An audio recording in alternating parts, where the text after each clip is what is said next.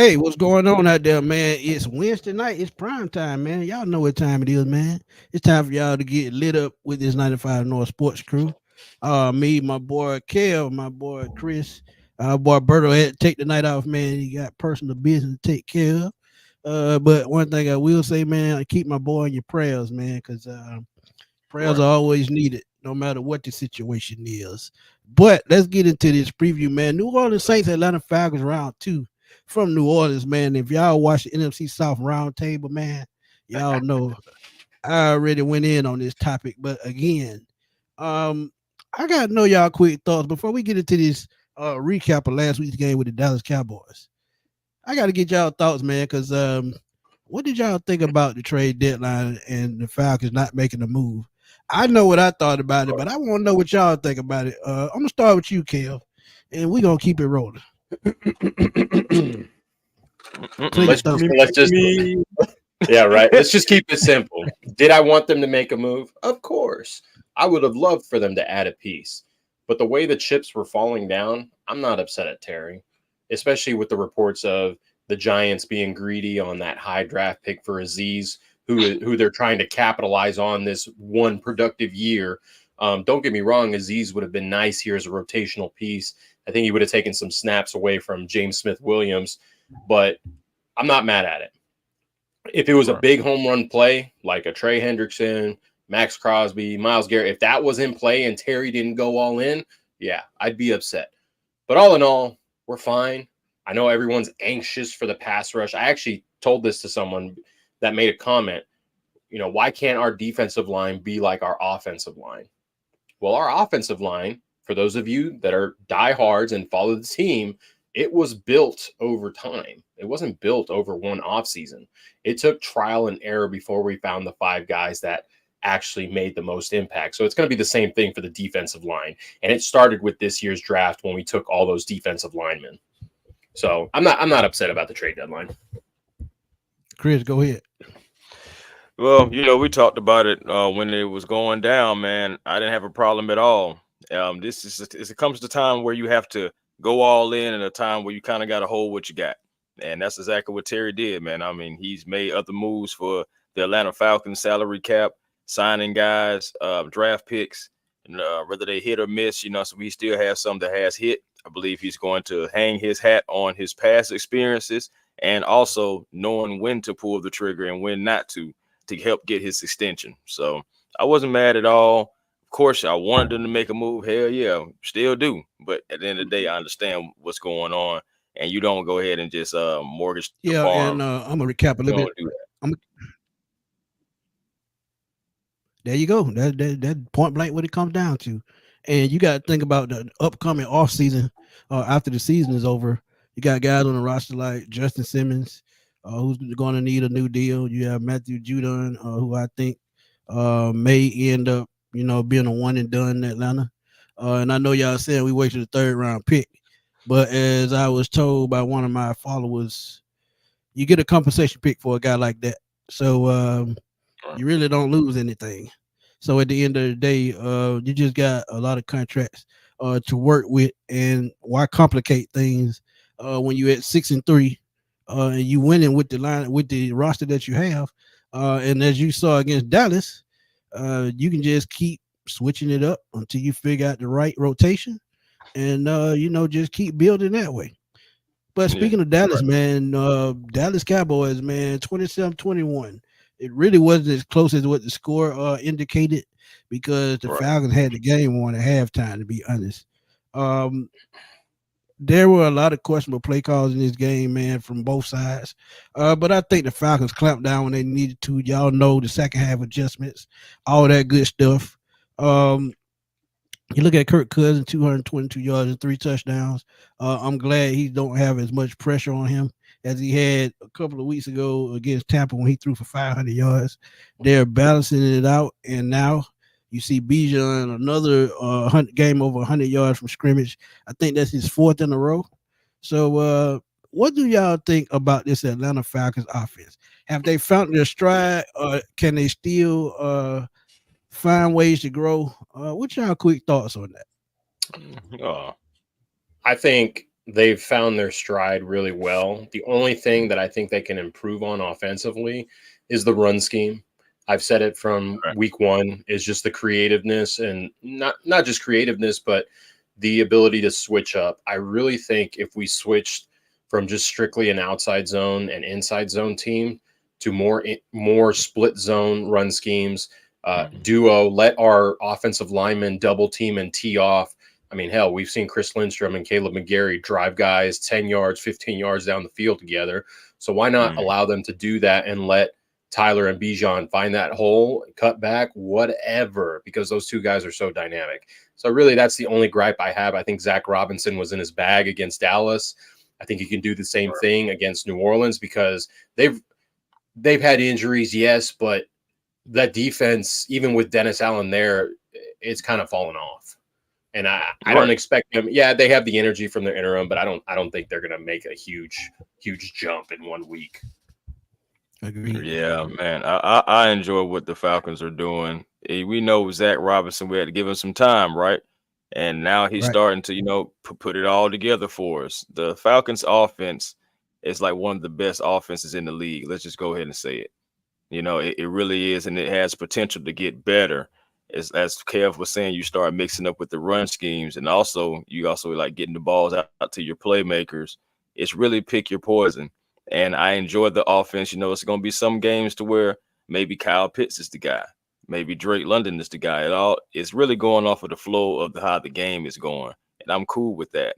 Because we got guys that can make plays all over the field. Zach is starting to really get in his bag, just like Bro said. So expect the offense to continue to get better. And, bro, he may get more creative, but once he gets more comfortable, because that's what he's doing now. He's getting more comfortable. We're seeing that week in and week out now. So enjoying what I'm seeing. Take the run game coordinator away from Dwayne Ledford. Do it. Let him coach the O-line. Don't let him make up the scheme for the team. Right. I agree with that. But against Dallas, like I said, Bijan Robinson had another great game on offense. The offensive line is still playing very strong. Kirk Cousins still upright. But right quick against Dallas, and we saw it with Dak Prescott going out with that hamstring injury. And if y'all didn't hear the news, he had a pretty severe hamstring injury. Part of his hamstring came off the bone, so he could be done for the year. And if I'm him, I would want to sit the rest of the year to let it heal all the way. Absolutely. But this defense, 3 sacks against Dallas. Have we turned that corner, or have we found something to build on? We saw D'Angelo Malone get a tackle for a loss. He was flying all over the field. Yes, there's still a lot left to be desired with that kid, but I think all he needs is the reps. Arnold Ebiketie had a very solid game. Grady Jarrett, before he went out with an injury, had a very solid game. Have they found what's going on with this defensive line, or just keep working until something becomes foundational? I think, man, they're sticking to their guns, sticking to what they've been telling us in the press conferences. They want to, believe in the guys that they have. They want to, like Arthur said, raise their own children, so to speak. And we're seeing that against the Dallas Cowboys. 3 sacks. That was a beautiful thing to see from 3 different players on top of that. So it's just like we're doing that by committee thing. It was great to see Grady. Definitely great to see AK. And also good to see D'Angelo Malone out there. But Caden Ellis, you found what you should be doing with Caden Ellis. Okay? Let that man get out there on that edge and let him run out there like a wild man. And then you possibly maybe getting Troy Anderson back this week. So just we're going to see how that works out too. But yeah, man, they're sticking to their guns. And that's another reason why another desperate move wasn't made at the trade deadline, because they believe in their guys. They believe they're about to turn the corner. And as Falcon fans, whether we like it or not, we have to stay patient and see if it really comes to fruition or not. But they're hanging their hat on it. That's the biggest thing, is patience. We haven't had success in 7 years, and people are like, well, we could have been 8-1, we could have been 9-0. Well, like, we're 6-3. Raheem is trying to build a culture in that locker room. Zach Robinson, you already had the pieces there. Now it's, it took a few weeks and you got them grooving. And the same thing could be said for Jimmy Lake. Of course, we all get frustrated with his play calling, his personnel, but it's a growing process. because I think his scheme will really take off when you have those dominant pass rushers, elite edge rushers, and then just the space eaters. But as far as pass rush goes, I think Chris hit the nail on the head. You got to let those guys keep developing. AK saw the most amount of snaps percentage wise when it came to total snaps. So pass rush, he dropped in coverage a couple times. He looked good. I would like for him to develop his pass rush skill set a little bit more, but he was making a lot of effort tackles, a lot of effort sacks. He was very close from hitting a second or third sack in that game. And then, Caden Ellis, a lot of twists, a lot of stunts. I want to see them. I don't know why they haven't done this, or at least I haven't seen it, is the pick play. Do you guys know what I'm talking about? Where a defensive lineman is shooting inside, they'll take their guy, but then they'll pick the other man. So now they've eaten up two guys, and that's Caden. You need to get him free because he has that closing speed. I can't tell you how many hits he had on Dak that really rushed his throws because he had that free run. And then Troy's speed. Now you have another guy you can send on the blitz. You don't only send Caden. I mean, Nate Landman, we love you here. We love what you've done, but you just don't have the speed that Troy does to be able to effectively rush the passer. So D'Angelo Malone, I was a little disappointed by his performance. It could be because of the lack of snaps in the NFL, a lot of special teams. We've seen how great of a special teams guy he is because that's what he's done since he's been a rookie. So maybe they continue to do that. And then it was nice to see Damone Harris lined up next to the edge guys, even though he's an edge guy, but he's a bigger edge guy, so he could eat up space. So you saw the coaching staff. It's like, we're going to put our best pass rushers in there to try and get the quarterback, and the pressure was getting there, and we came away with a few sacks. Yeah, one thing about he has something to prove, y'all. Oh yeah. Oh yeah. But one thing about Damone Harris, y'all got to understand, he's a proven veteran in this league. And as I told one of my buddies the other day, man, he's a Super Bowl champion. So you know what kind of pedigree it takes to win a Super Bowl, coming over from Kansas City. And now I think they have a nice foundation to build on.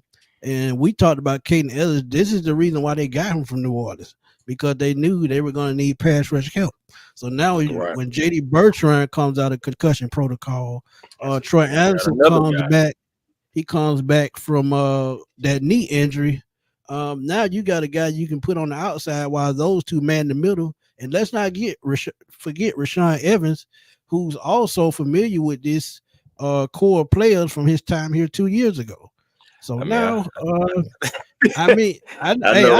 bro's a big fan of Rashad.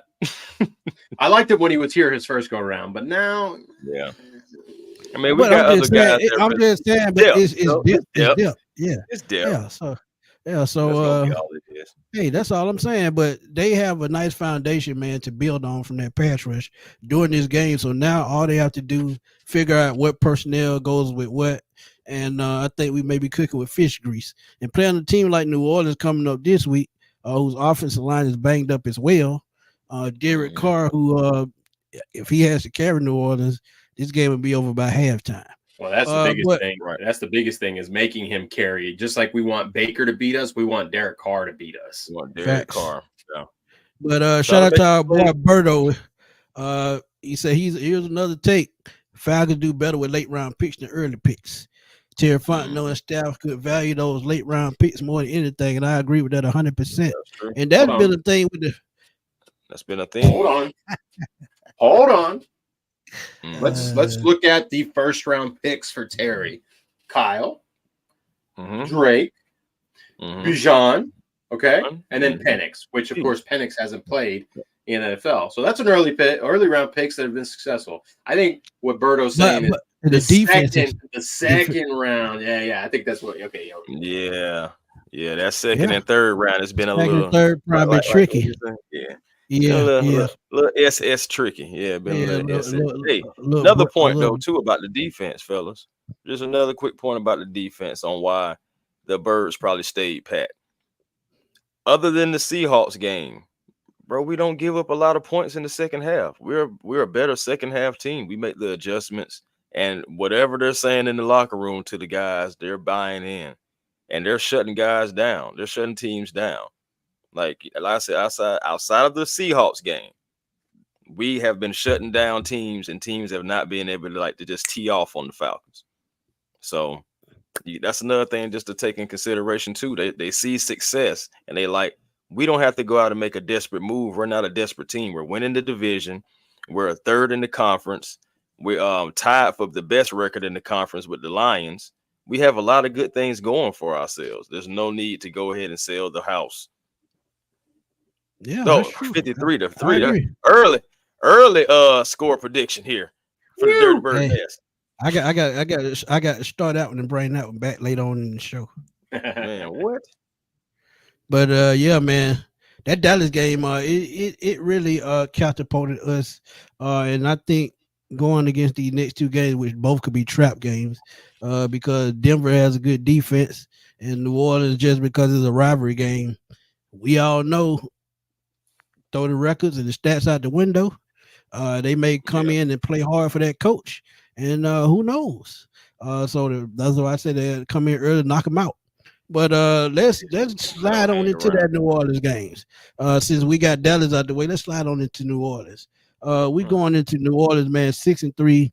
They on a 7-game losing streak, and I think last week they just lost that game to get rid of Dennis Allen. So now they may have a new mindset coming into this game.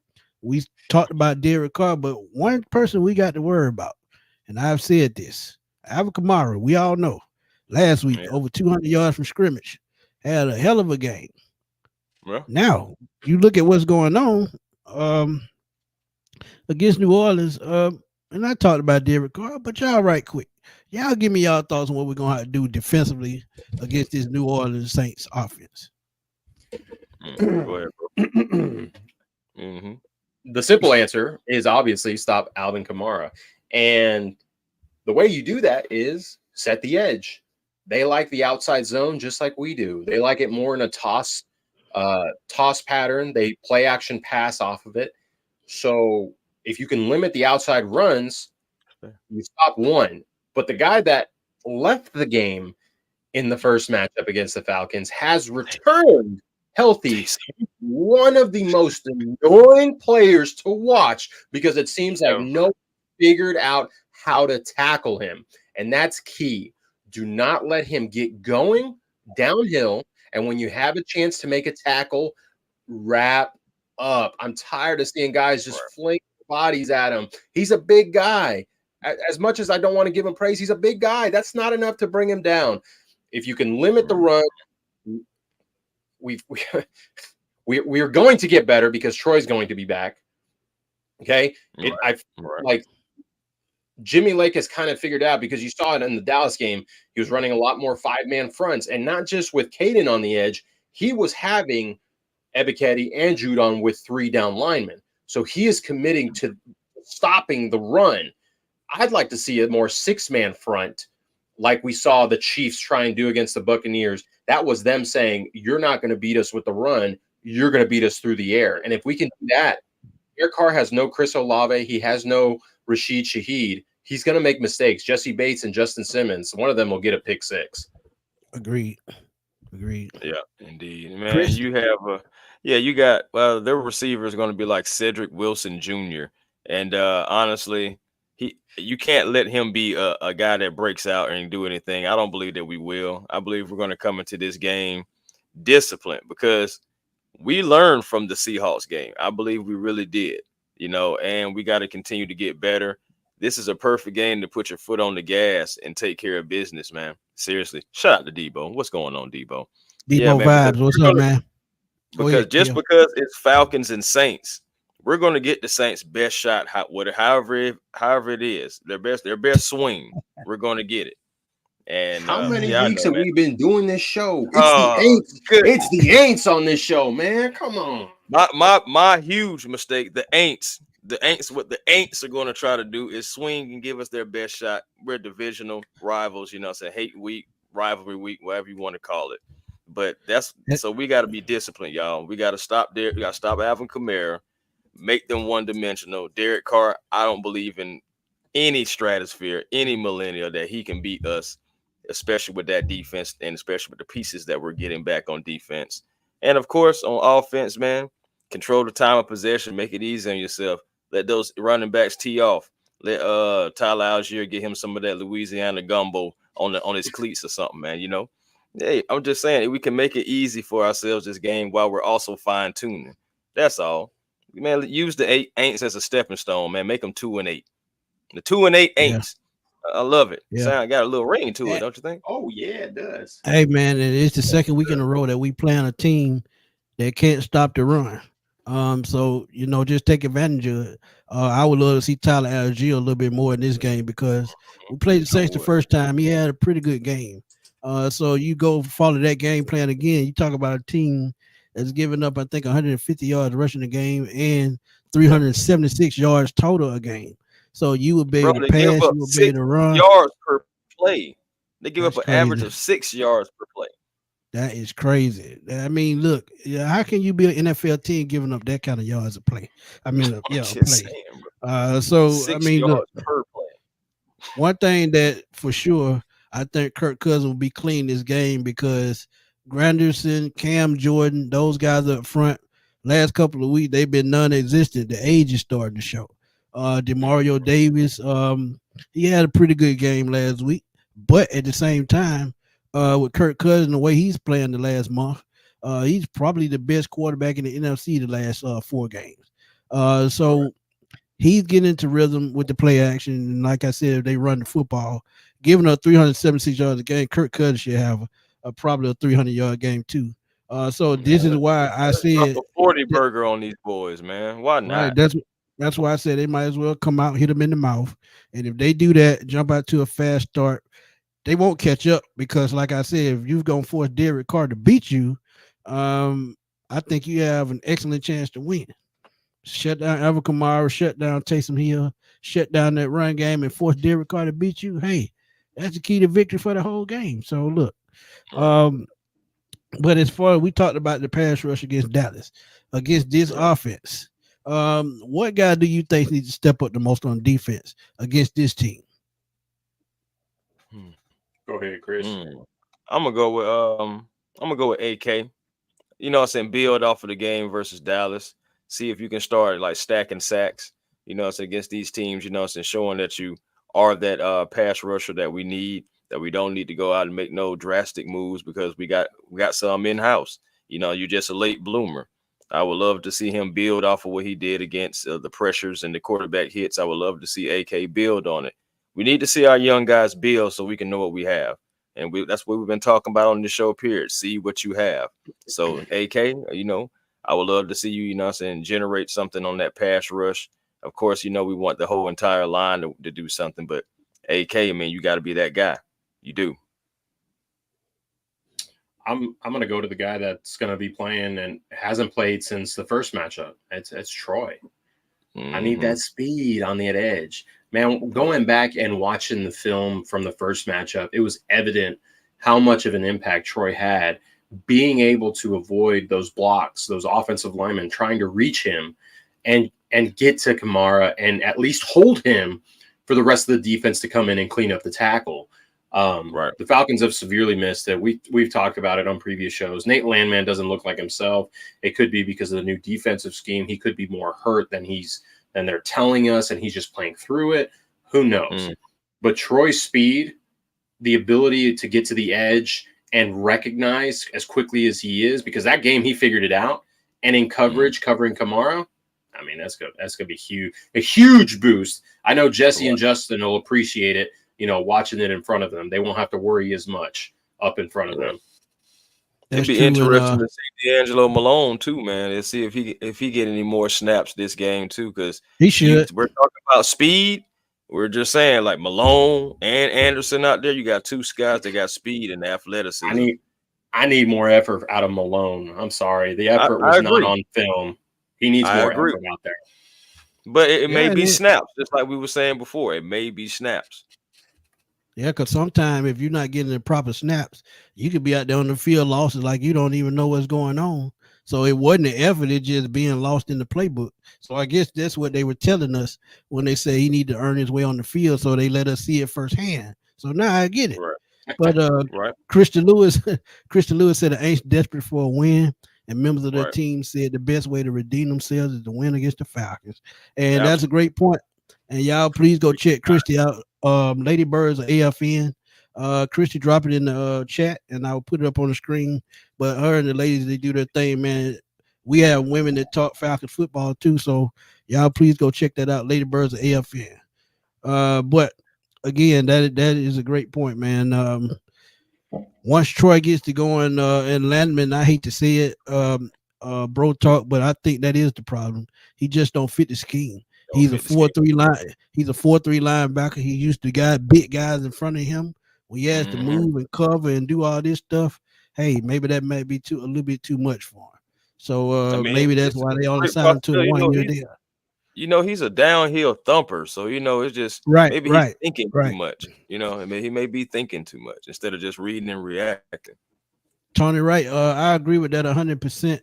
And I've been saying for the last 2-3 weeks, I would love to see Richie Grant play in the box because he can play that slot pretty good, and he can play the run well. But when it comes to coverage, we know he sucks. And I'm gonna just keep it real. We saw it a little bit in Dallas. I don't know if you guys saw it. Right, I saw it. I saw it. Yeah, I saw it. So yeah. 40 points back from the January game. You know what? Going back to New Orleans, that 40 burger on them, man. It's time to be petty, man. Dixon Reed. Hey, that would be ultra petty, especially how they did us scoring. What they had 48 points. Yeah. Shout out to our boy Breeze. Shout out to our boy Breeze. But y'all know how we get to going, man. Key matchups. What's a key matchup in this game, right quick? Darnell Mooney versus their secondary. Darnell Mooney, it's not a guarantee that we're going to have Drake London. I'm still, waiting to see what it's going to look like moving towards the game. Would let him sit. I would let him sit, honestly. I would let him sit after the bye week, to be honest. Yeah, and it's funny that you said that too, because I think that what may happen with Drew Dahlman. I think they may hold Dahlman out until like after the bye week, just because how well Ryan Newzeal has been playing. If he struggles this particular game like bad, I can see, maybe the next week they bring Dahlman back against the Broncos. But if he's still playing well, it's almost like sticking to that formula and believing in the guy right there and giving the next guy who is the starter some time to rest and come back fully. And you don't have to worry about, is this guy playing hurt? Or is this guy, having a hobble? You can also be fully healthy, and you just had a quality backup, to take the place. So, I mean, but yeah, Darnell Mooney, man, against their secondary, I believe that he's going to be able to have a big game. They just traded away Lattimore, which was their best corner. So, I mean, they believe in what's my man name? Yeah. I don't remember his name, but Alontae Taylor. Yeah. They believe in him. I don't. Not against Darnell Mooney. And you gotta think too. Adebo is out for the year with a knee injury as well. So they hurt in their secondary. That's the guy that I actually believe he has. It's gonna be Alontae Taylor and Kool-Aid McKinstry out there for him. Ooh, boy, that's gonna be. I like Kool-Aid, but it's time to, what I'm saying. We're going to have to get roasted crawfish. That's roasted crawfish. There you go. 100% what there you go. I'm looking at. I mean, you could take your pick on who you want. I'd like to see, Kyle Pitts, and right. I want him to I don't think he's put 100 on New Orleans. Like Tony G did back in the day. I think even Austin Hooper had 100 on him. And I'd like to see one of our tight ends just bully the linebackers and safeties. Tyrann Mathieu. I like him as a player. I hate him as an 8, but I'd like to see him, because Kirk's getting comfortable with checking down to him in the flat. Pitts is finding his groove with those chip blocks and just turning his head, knowing that he is that check down guy and he can break it. Kirk said it. The reason they were able to score that second touchdown was because of the effort Pitts got. That yak he got on that third down that said, okay, you know what? Let's go for it. And then it turned out to be a touchdown. That's a huge swing for the Falcons. Right. So, yeah, Kyle Pitts, I haven't had him as my, X factor for this game. I'm going to pick him. And then defensively, I talked about it earlier. It's Troy Anderson. I need the energy. I need the speed, not just speed, but he is a hard-hitting linebacker too. I mean, the guy's they say it all the time. He's a freak athlete, and I'm just ready for the should we call him the sheriff?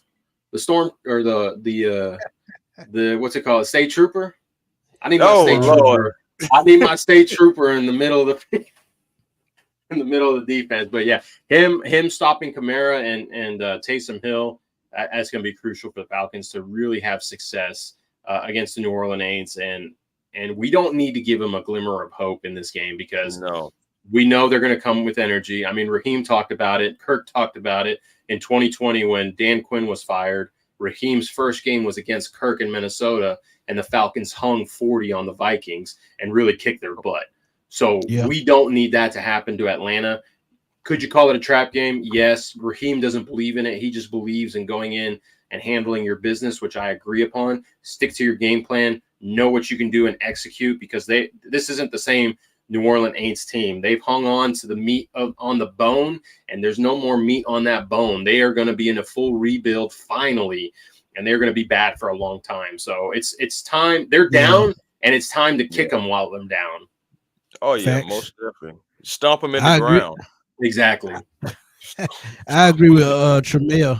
I'm gonna take Kyle Pitts as my key matchup because I don't think their linebacker can cover him. And two, Tyrann Mathieu sure can't cover him because he's over the hill with age. He doesn't even look like the same Tyrann Mathieu. So I think Kyle Pitts is gonna be more key to Not anybody. since week And two. like you said, that 100-yard game, he could have got 100 yards against Tampa, but he pulled that stunt and they took him out the game the second half. So he fought that himself. But this game, Kyle Pitts could be the key. But I'm gonna go Bijan. Well, I go for him my X factor. But Kyle Pitts against the secondary, that's a good one because I don't think they can stop him. No linebacker can stop Kyle Pitts. Kyle Pitts stops himself. You saw that against Tampa when he didn't want to cross the damn goal line. So he's always in his own damn way. And got his behind set down too for it, as he should have.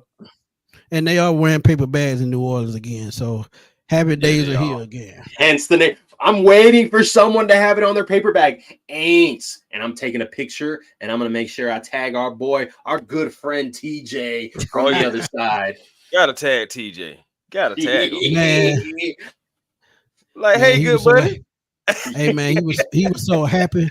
He was so happy when Dennis Allen got fired. He almost cried. Disappointed in the Aints. I was so disappointed. And they would fire him on the week that we play him. Hey, yeah, right. Man. I think that was done on purpose too. Because my thing is, you look at it like this: they really would have laid down if he still was the coach right now. Yeah, be like, pretty much. Man, it didn't work against the Panthers. Maybe if we just let the Falcons blow us out by 70, that got it. Hey, you still may get blown out.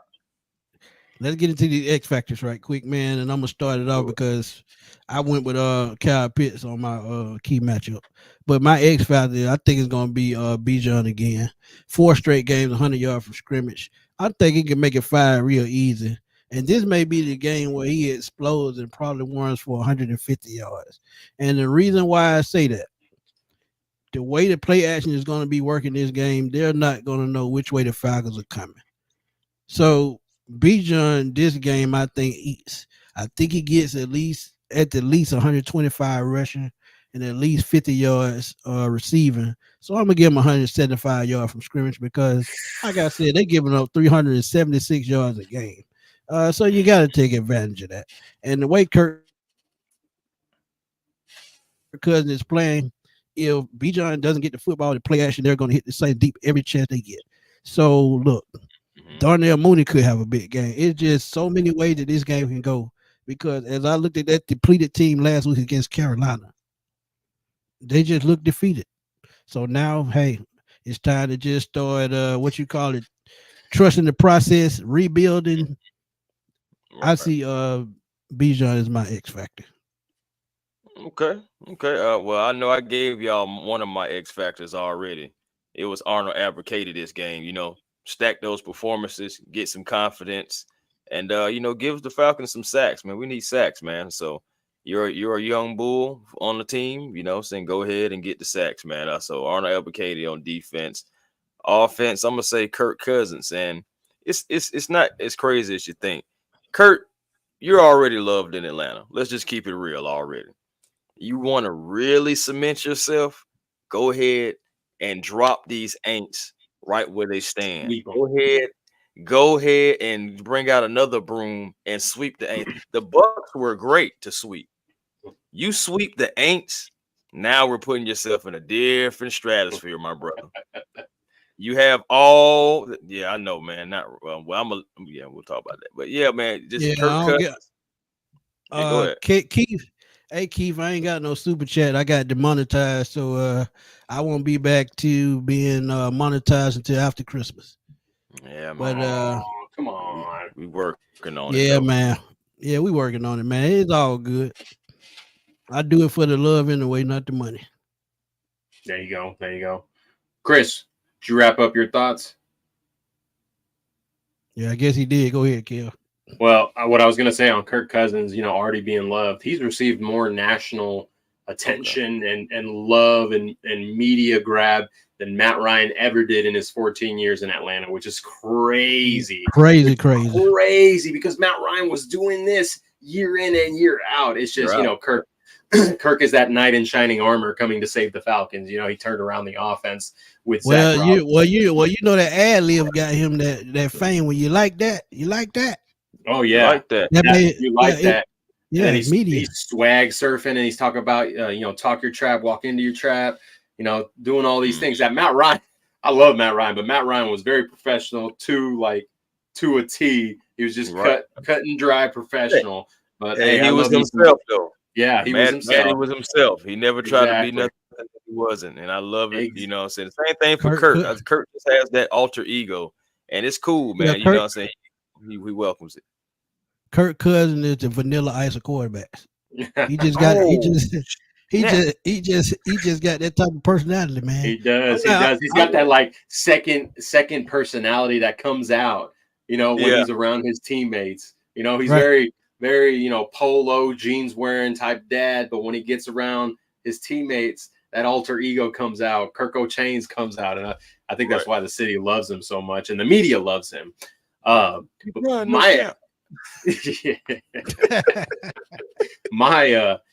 talked about a couple players that I think were going to be key matchups, but my main X factor is going to be Jesse Bates and AJ Terrell. I think both of them can have an interception. Derek Carr is going to have the weight of the world because, the expectations have gone significantly low. But of course, the fan base for the other side, the Aints, the dark side, they want to beat us because of the rivalry. So the pressure is going to be on him to perform and at least get this victory. Well, that's where players like Jesse Bates and AJ Terrell can take advantage. And like I said earlier, maybe a pick six in their house this time. That was Matt. Get him on MFN field. Yeah, you know what? But Matt Ryan did have some fire under him. Get F and set. Yeah. You're right. Yeah, I'm glad you said AJ and Jesse because I think Kate is going to contribute to those interceptions. I think you need to build on that what he did last week. 6 pressures last week, and against a banged up Saints line, like I said earlier. I think it's going to cause Derek Carr all kind of problems, which is why I think you will see them running Taysom Hill as much as they can this game because they always know we have problems stopping it. Yeah. So that's what you need the game plan for. Yeah. You don't game plan for Derek Carr, you game plan for Taysom Hill. Because he's the momentum. He's going to be the only momentum that they have outside of Alvin Kamara. Kamara, I think, had 42 yards the first game against the Falcons. I don't see him being a factor in this game either. And we all know before Taysom Hill went out in that first game, he was running all over us again. So you have to make him the focal point and the guy to hone in on, and I think K. Ellis is going to have to be that guy.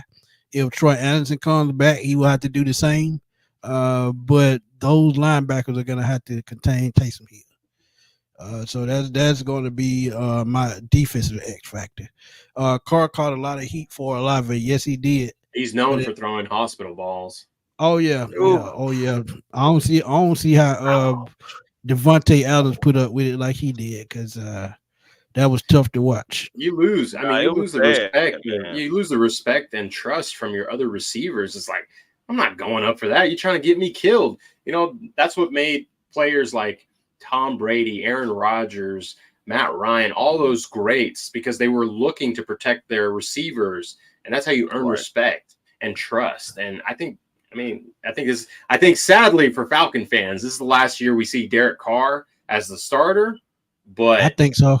I don't know, man. we take Shoot, full advantage of it this year. Yeah. What? Cause they Huh? owe him like $60 million next year, right? Well, you keep him on your roster, but you look elsewhere. Right. You eat the cap. You have him there as a backup. Like, you know what? You'll be a good backup. Maybe we go draft. You know, I mock draft. What's his name? Jalen Milroe. Because right now they're sitting at the 3rd overall pick, and if they lose again, they're going to stay there or climb. So you know they're going to go quarterback. Let's be honest. Yeah, but I think they'll go Carson no Beck. belief in Spencer. You think they go Carson Beck? Yep. Because he fits. I hope so. Go ahead. You know, I hope so. I hope so too. You know, no. But I'm saying he's the type quarterback that they want. They don't like mobile quarterbacks. Yeah, they had Aaron Brooks back in the day, but that was before Sean Payton. You got to think about it. It's Clint Kubiak who's calling the show, right? That's Sean Payton. Clint Kubiak runs in the pocket, you know, slight boot action play call. Where Jalen Milroe, he wants to be that pocket passer, which Carson Beck is too. But could Milroe grow as a quarterback in the NFL? I'm looking at him in college right now, and I see his field awareness is not very good. Well, yes, he can make throws, but if that's the case, and you thinking about getting Milroe, you might as well just go get what's his name from New England, Milton. Oh yeah. Joe Milton. Yeah. Well, I digress because we're not trying to improve the Aints. We want them to suck. No, I'm just saying. I'm just saying. Forever. Forever. That's right. But Drew D, man, I agree that Taysom Hill Wildcat. We're gonna see a lot of that on Sunday. Yeah. I'm gonna just keep it real. You gotta be ready for that. And you got to think with Grady possible. Well, he say he's going to try to go Sunday, but we'll see. But if Grady is out, it's going to be a long day when it comes to that because they're going to chew up clock. Zach Harrison, put him in there. I'm about to say Zach Harrison, Brandon Dorless, TQ Graham. We got guys to, you know what I'm saying? So, you know, Grady can really rest if you want to. Mm-hmm. You don't have to go out there and stress it. Right. Agreed. But look, it's that time of the show, man. Get them predictions in, man. Predictions. And this is my favorite part of the show because I got one that I had to start already. That Dirty Bird Nest put up. The incoming blowout, 53-3. I would love it. Incoming blowout, baby. I would love it. I would love it. Man, I ain't gonna lie to you. That would make my week. That would make my week. 53-3. Yeah, that would make my week. Oh, yeah. And we even beat them by 30. I think you go into Denver the very next week with that same mindset. This game could be a catapult type game, and we just blew out a team. Let's go to Denver and go into the bye week 8-3. Come out the bye week. I think we play the Chargers coming out the bye week. Yep. Chargers out the bye week. That's gonna be a tough one. Our only CBS game this year, by the way. Oh, chalk it up. Chalk it. Everybody's scared of the CBS games. We ain't have no quarterback before, though. Yeah, that's true. I like this 31-17 Falcons, says William Amy. Yeah, Keith Simmons said 33-21. Our boy Tramel say 27-17. What you say, Chris? I'm going to go 43-20. Wow, a 40. You gonna get them 20 points? Oh man, trust me. The only reason I'm giving them 20 points is because everybody's gonna be sitting down and they're gonna get garbage points. That's all it is. But we still gonna have victory formation, hopefully, and that'll be the 3rd time this season. Can you believe we had 2 times already with victory formation?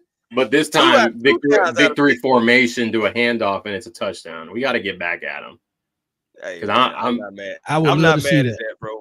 We get us all the way down to the 1 yard line. They think we finna do that. Hand it victory. Nope. Hand it right on off. You know, be even better. If Penix was in there. I'll take the knee, coach. Yeah. Right. Quarterback sneak. Right. Yeah, I think Penix will be playing in the 4th quarter. Oh man.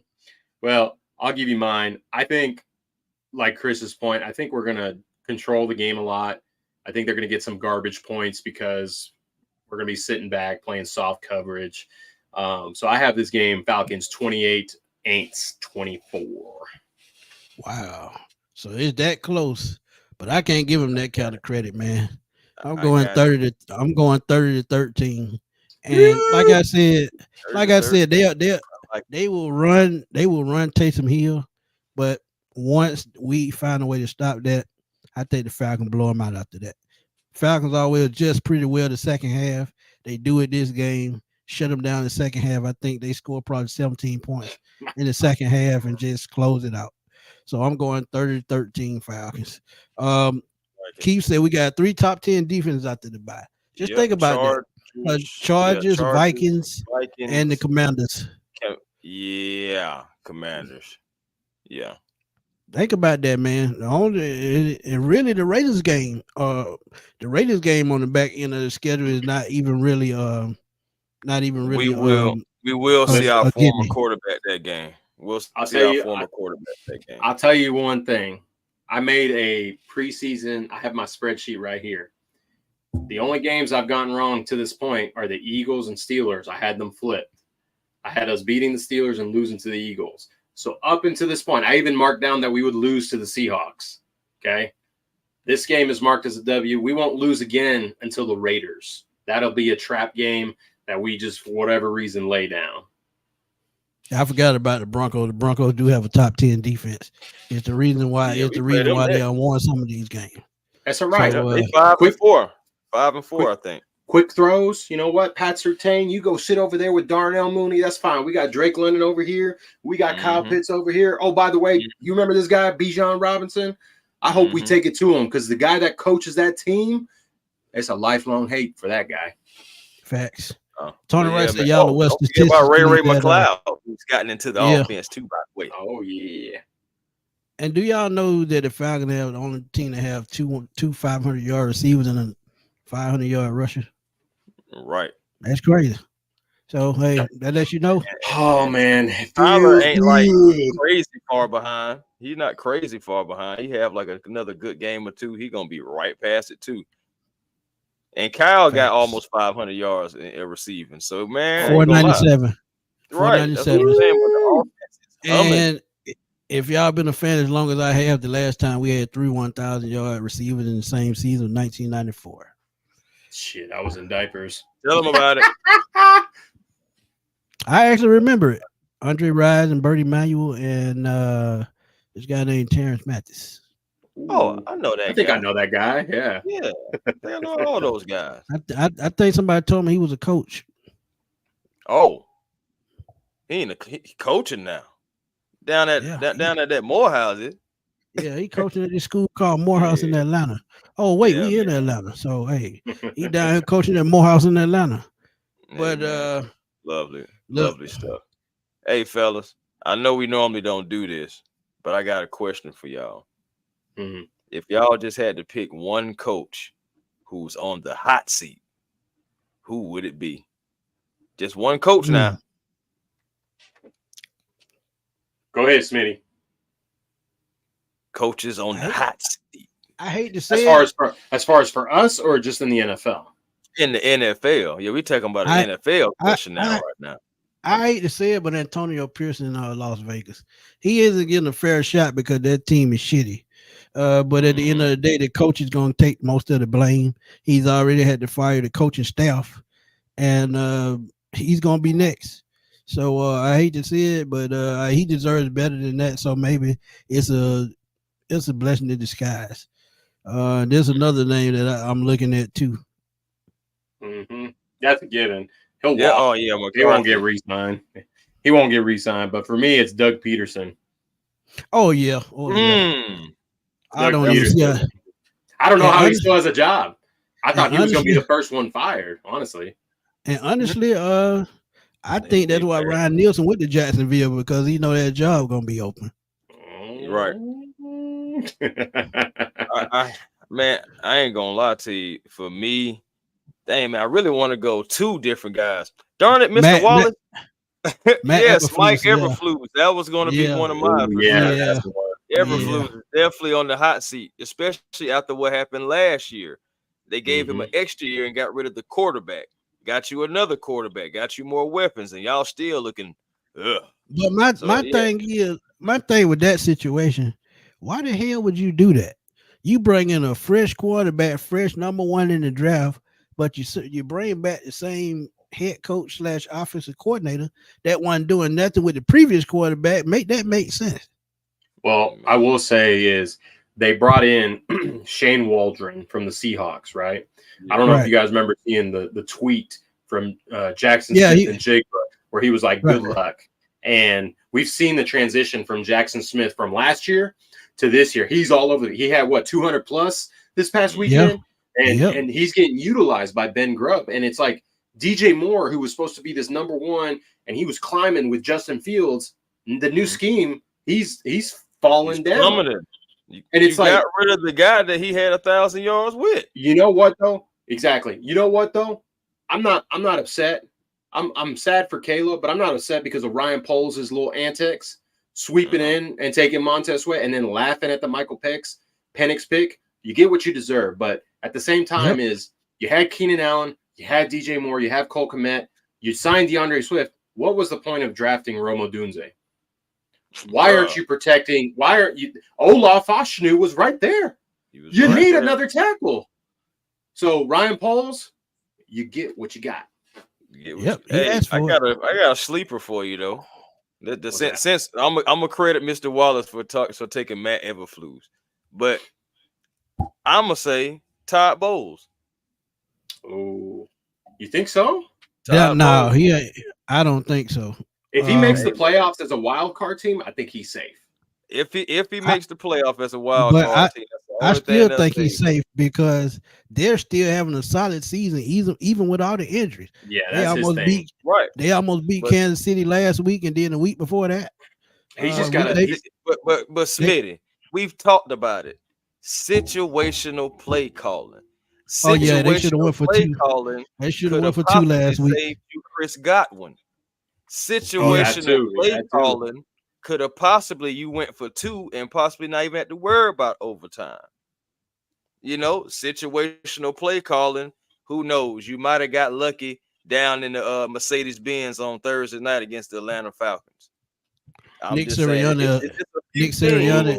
You know what? That's a sleeper one. That's a sleeper, I think. Sirianni.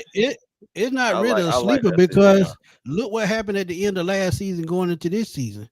The players gave up on them last season. They got whooped in the playoffs. And then early this year, they look kind of raggedy. Look at the game in Mexico City against the Packers. The Packers lost that game. The Eagles didn't win. Look at what happened with us when Saquon Barkley dropped that pass. I mean, the player, they just don't trust that guy, man. I don't that helped catapult us into the season, baby. I love it. Drop another one, Saquon. I honestly think Nick Sirianni he on borrowed time anyway. Even if they make the playoffs, I still think he's getting fired because at the end, I think the owner is the one that kept him on board. Yeah, and as y'all seen, Jonathan Gannon, the Arizona head coach, he was the one that had the team riding high. When they lost him, it just fell apart. It be some of that sometimes, man. Things switch up. They lost both coordinators, offense and defense after that. Right. That's tough, man. But hey, man. But it's been another great show, man. And let's just pray the Falcons come out of this on top because, like I said, the division game can be tricky. But again, another preview show in the books, man. Y'all know we will see y'all on Sunday after the game because that's what we do.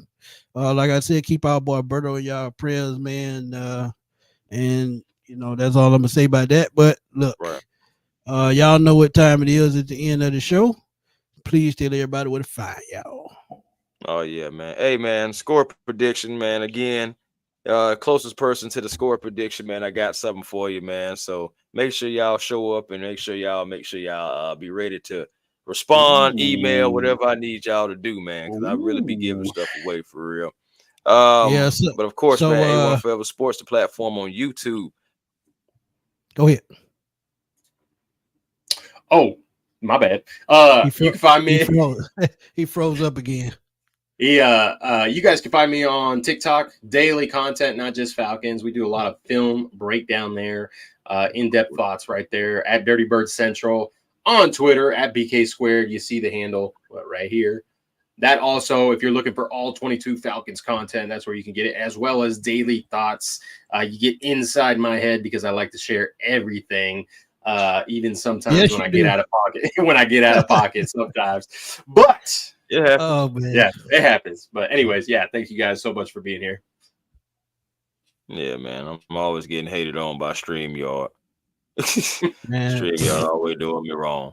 Nah, man, but Hey. A1 Forever really on all platforms, man. You can definitely find me. TikTok is gonna be the real A1 Forever though, man. Definitely pull up and come through, have a conversation, man. Thank you to all the supporters, man. Just got over 3,200 on the YouTube, man. So I don't know if TikTok gonna be your go-to because you just got a million hit video. So You did. You did. Yeah, it happened. It happened. That boy got a million hits on one video. Let's go. I think it's at like 1.2 million now. I was like my first I guess viral video or whatever. And man, shout out to the dance. Don't be that. I appreciate you, Wallace, but don't be doing this. It is viral. It is a viral video. It's viral. As y'all don't see, be man. So modest. As y'all see, I'm a very modest individual. I really am, man. I'm just humble, man. I remember where I came from. I still remember when my supporters was 15 people, and I knew all 15. So, I just remember where I came from, man. And thank you, Mr. Wallace. I really appreciate that too, and man. Shout out to everybody. We do this content stuff for y'all, man, and I'm happy to grow not only with my bros, but with everybody in the chat as well, man. It's just, real love. And thank everybody for tuning in, man. We got up to 315 viewers at one point, man. So thank y'all for coming through, showing them views, man. If y'all, whether it's on YouTube, TikTok, Twitter, hey, we appreciate y'all, man. But y'all know where to find me, man. Smitty Sports Machine on YouTube, Fatboy Slim _21 on Twitter. And I'm on TikTok as well, but hey, I got to figure out how to work that thing, man. Cause yeah, man. Look, I'm not young like they are, so I got to. It take me a while to catch on. Me and Berto can't be the only ones over 1,000, man. We waiting on Schmitty, man. Look, I get it together. I get it together. Hey, I get it together, man. Trust me. But look, we trying to get the Pro Talk numbers. You know what I'm saying? 40,000 or something like that. Boy, look. 20 and a half. Hey, oh, my bad. I was just thinking into existence. It's gonna be 40 and a half before you know it. But for my boy Bro Talk, for my boy Chris A1 Forever, and for our bro Berto, man, he'll be back Sunday, Bleacher Report and Atlanta Falcons post game. Until then, we gonna holler at y'all because it's time to get y'all Wednesday night back, as my boy Berto would say. We will stop bullshitting with yourself.